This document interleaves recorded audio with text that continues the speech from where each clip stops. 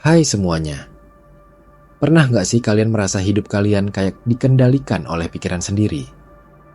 Maksud saya, kayak setiap hari ada suara di kepala yang nyuruh-nyuruh, ngejudge, ngebuat overthinking, dan tiba-tiba suasana hati kita jadi kacau cuma karena satu pikiran negatif yang lewat. Kalau kalian pernah, ya berarti kita sama. Saya juga pernah, bahkan cukup sering dulu. Dan disitulah saya mulai sadar bahwa selama ini saya bukan pemimpin dalam kerajaan pikiran saya sendiri. Bayangin deh, kalau pikiran itu sebuah kerajaan, kita ini sebenarnya raja atau ratunya. Tapi masalahnya, kita sering banget malah jadi kayak rakyat kecil yang ketakutan sama pengawal-pengawal di dalam kepala sendiri. Pengawalnya itu ya, pikiran negatif, ketakutan, trauma masa lalu, rasa bersalah, penyesalan, atau ekspektasi orang lain yang numpuk. Semua itu kayak penjaga istana yang seharusnya nurut, tapi malah ngatur-ngatur kita. Jadi, saya mulai belajar. Bukan belajar buat membungkam pikiran itu, tapi belajar memerintahnya. Bukan jadi diktator dalam kepala sendiri ya, tapi jadi pemimpin yang bijak. Karena kita nggak bisa nyuruh pikiran negatif untuk hilang total, tapi kita bisa ngatur sejauh mana mereka punya akses dalam mengambil alih tahta. Awalnya susah. Jujur aja, saya mikir, emang bisa ya kita ngatur pikiran sendiri? Kan pikiran muncul otomatis, muncul aja gitu. Tapi ternyata, pikiran itu bukan fakta. Dia cuma reaksi, kita bisa memilih untuk percaya atau tidak. Kita bisa memilih untuk ikut drama yang ditawarkan pikiran itu, atau cukup mengamati dari jauh kayak nonton film. Nah, di situ titik baliknya. Saya pernah mengalami masa di mana saya bangun pagi dan langsung ngerasa berat. Bukan karena capek fisik, tapi karena mental. Kayak belum mulai hari aja udah muncul pikiran, kamu tuh gak cukup baik. Atau, hari ini pasti gagal lagi. Dan itu nempel terus kayak stiker yang susah dilepas. Tapi kemudian saya mulai ngelatih diri. Pagi-pagi, sebelum buka HP, sebelum mikir kerjaan, saya duduk dan tanya ke diri sendiri. Hari ini siapa yang pegang tahta pikiran saya? Saya atau pikiran-pikiran liar itu? Itu kayak ritual kecil, tapi efeknya luar biasa. Saya mulai sadar bahwa kalau saya nggak ambil alih komando di pagi hari, ya pikiran otomatis yang bakal ngatur saya sepanjang hari. Dan pikiran otomatis itu biasanya nggak ramah. Mereka lebih sering nyeret kita ke masa lalu yang bikin nyesel, atau ke masa depan yang bikin cemas. Pernah juga saya ngobrol sama teman yang lagi down berat. Dia bilang, gue kayak nggak punya kendali. Pikiran gue isinya kayak neror terus. Lalu saya tanya, emang kamu dengerin terus semua pikiran itu? Dia jawab, ya iya, masa mau diabaikan? Nah, ini nih jebakannya. Kita tuh sering nyangka semua pikiran itu penting. Padahal banyak dari mereka cuma sampah informasi yang nyangkut aja. Sama kayak iklan pop-up di internet. Gak semua harus kita klik. Di titik itu saya mulai belajar tentang yang namanya mindfulness. Intinya sih sederhana.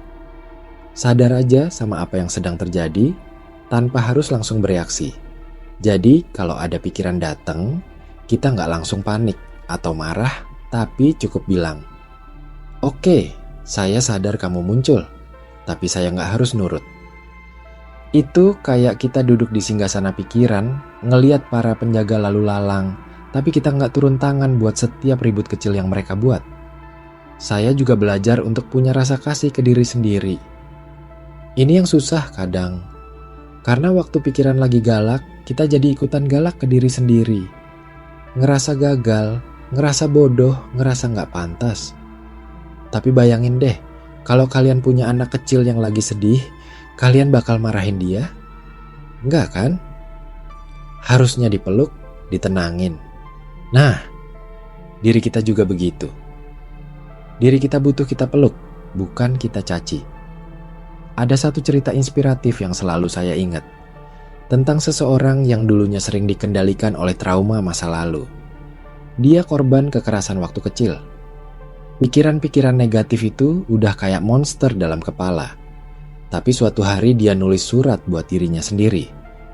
Isinya bilang, mulai hari ini, kamu bukan korban, kamu pemimpin. Dan kerajaan pikiranmu butuh kamu.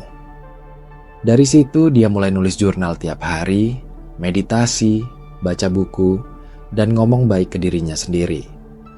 Sekarang, dia jadi motivator yang mengangkat banyak orang keluar dari trauma. Karena dia tahu rasanya di penjara pikiran sendiri. Saya nggak bilang perjalanan ini gampang ya. Karena kadang kita udah terbiasa banget hidup dalam mode autopilot. Kebawa emosi, kebawa reaksi. Tapi justru karena kita udah terlalu lama hidup kayak gitu, kita butuh belajar pelan-pelan. Mulai dari satu kebiasaan kecil. Mungkin bangun pagi dan tarik napas pelan. Tanya ke diri sendiri, apa yang sedang saya pikirkan sekarang? Apakah saya yang memimpin atau pikiran saya yang mengatur?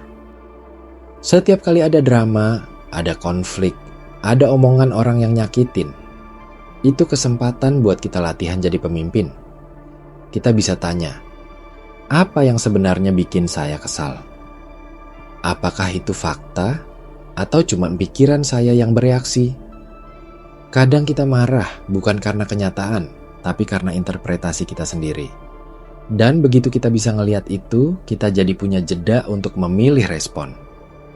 Saya pernah juga ngerasain bagaimana lingkungan bisa nambah beban. Kadang bukan pikiran kita sendiri yang berisik, tapi drama dari luar. Komentar orang, ekspektasi keluarga, omongan sosial media. Tapi disinilah pentingnya punya ruang takhta. Tempat di kepala kita sendiri yang tenang, yang bisa kita datangi kapanpun untuk ngingetin, saya pemimpin. Saya yang menentukan apa yang masuk dan apa yang tinggal. Mungkin ada yang nanya, tapi gimana caranya supaya nggak kebawa emosi?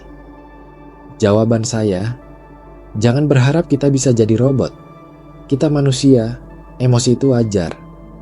Tapi bedanya, kita nggak dikendalikan sama emosi itu. Kita bisa rasain marah, sedih, kecewa, tapi tetap sadar, tetap bisa pilih sikap. Itu kekuatan seorang pemimpin.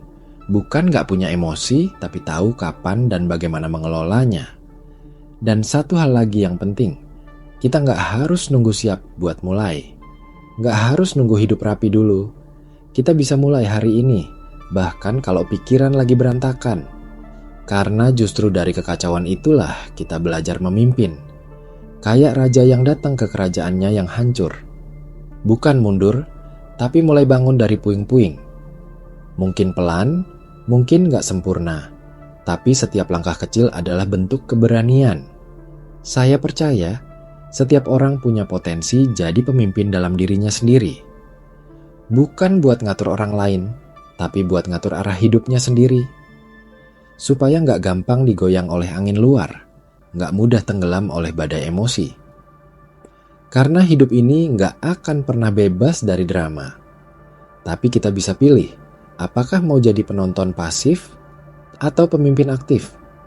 Jadi, saya ajak kalian hari ini untuk mulai ambil kembali tahta itu. Duduk di singgasana pikiran kalian. Dengarkan apa yang muncul, tapi jangan semuanya dipercaya. Rasakan emosi yang lewat, tapi jangan semuanya dituruti. Pilih kata-kata yang kalian ucapkan ke diri sendiri, karena itu akan menentukan bentuk kerajaan mental kalian ke depannya. Mulailah dari pagi. Dari saat bangun tidur, tahan diri untuk enggak langsung buka HP. Tarik napas pelan, tanya, saya ingin hari ini dipimpin oleh versi diri saya yang mana? Lalu jalanilah hari dengan sadar, dengan lembut, dengan penuh kuasa, karena kalian layak jadi pemimpin atas diri sendiri. Dan kerajaan pikiran kalian butuh kalian untuk memerintahnya dengan bijak. Kalau kalian hari ini sedang merasa terjebak di dalam drama yang enggak habis-habis, coba tarik sedikit jarak.